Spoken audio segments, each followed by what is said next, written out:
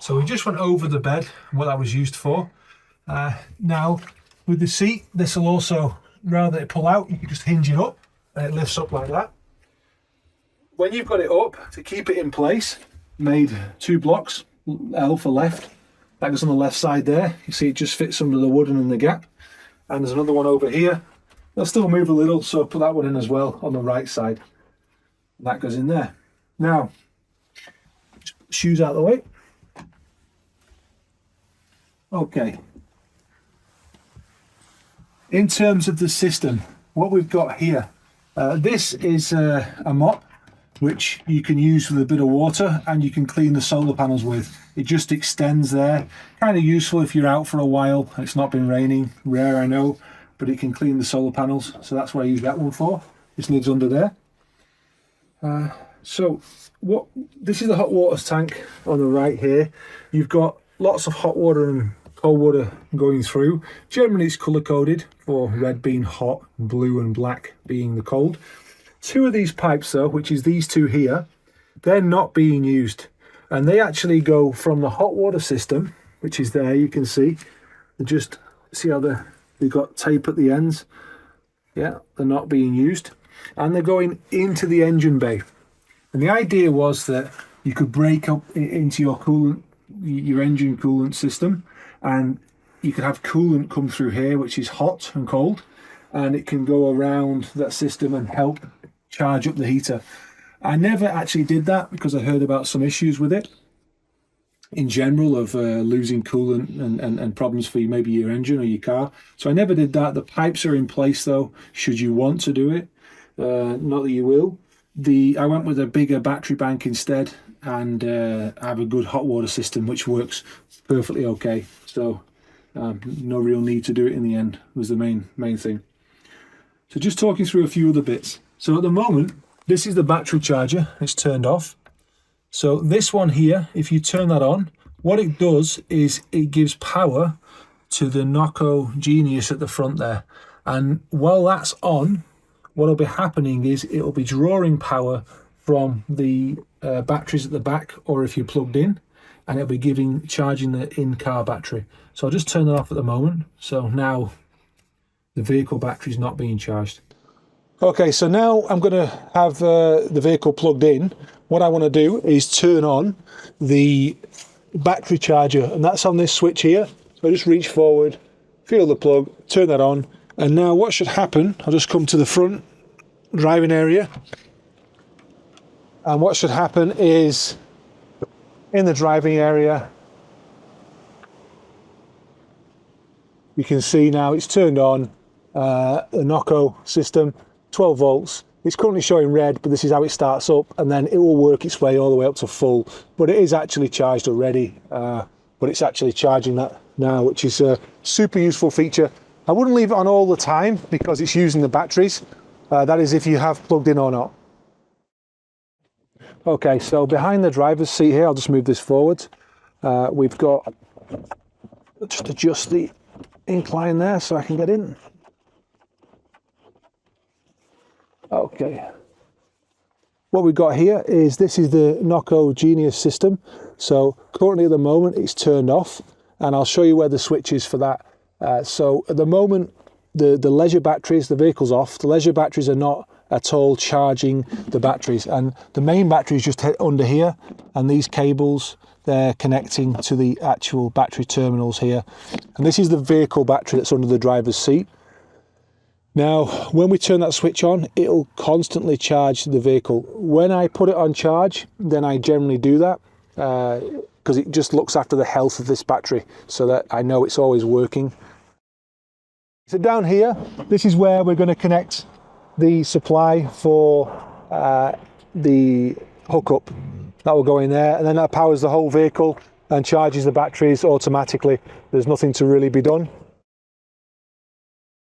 We'll just take a quick look at what the batteries are currently on, and you can see it says 13.5. So actually, because I've only just been driving it quite a lot, it's almost full. But because we're leaving the vehicle stored, we want to actually plug this in. So all I'm going to do is take the lead, and I'm going to plug that into the side here. Just lift that up, this goes in. Nice firm click and it's in. Now if we go back and look at the same monitor again, what you'll see is it'll have two figures on it. And it'll alternate between them. It'll say it's charging. Yes, so what you can see is it says CH9 and then BUL. And this basically means it's charging the batteries. That's what's happening here. When it's fully charged, the words full will appear. And that's it. You know your system's full and it's actually plugged in. So if I was to drive somewhere and hook up on their mains, I'd be looking at that. And now I've seen it's already charging, then you can go crazy. You can use all the 240 volts, use a 240 volt heater, and you're not using any power now from the batteries. It automatically starts charging the batteries as well, and it stops completely using those 12 volt batteries if you're using the 240 volt. If you want to isolate the whole 12 volt system, it all comes from this one. So to turn everything off, all the lights and everything will go off now, is just here. Yeah. Turn that back on, screw on, and everything's back on again. Really quite easy. Everything's labelled here.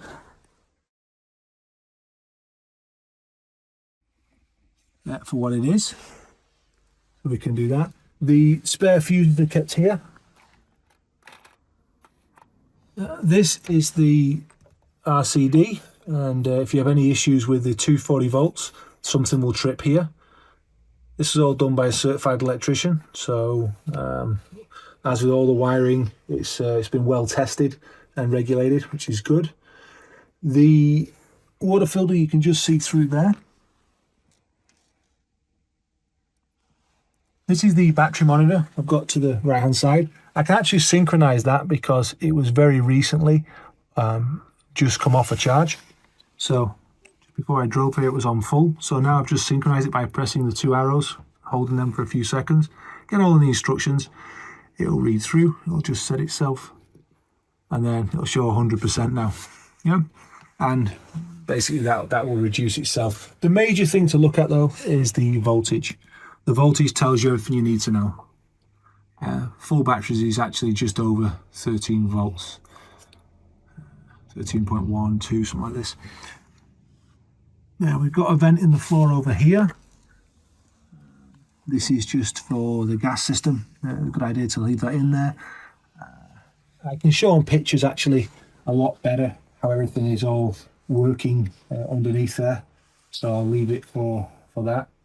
This is the inverter charger. So when you're driving the vehicle, this will actually start and it'll give power to the leisure batteries under the bed there. And it's fused here as well. The hot, sorry, that's the fuse for the hot water system. That's like a mega fuse there. There's also a fuse in here as well. Now we're not hooked up. If you want to turn on the water heater, there is a place here for it. Yeah, and you just flick that switch on. Now what it's doing is it's drawing power from the leisure batteries and it's charging the water heater under here.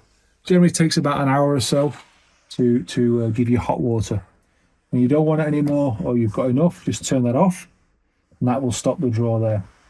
If you are plugged in and you want to use the 240 volts switch here, and what that'll be doing now is using the 240 volts.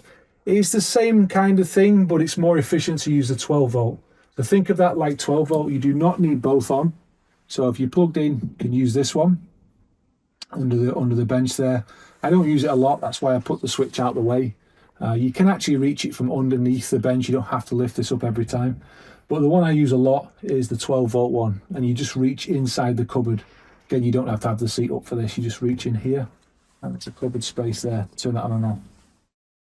If you did want to actually get access under here, you don't have to go under. What you can do is, I did make this lift up actually. It's screwed in.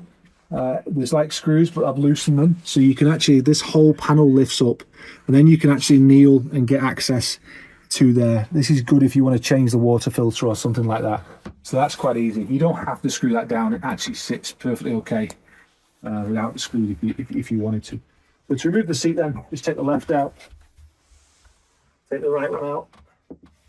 Seat is down. And that's away. Again, put the seat back. first, and the smaller one. And you don't really need Velcro. You kind of sit in place, they hardly move out the way there.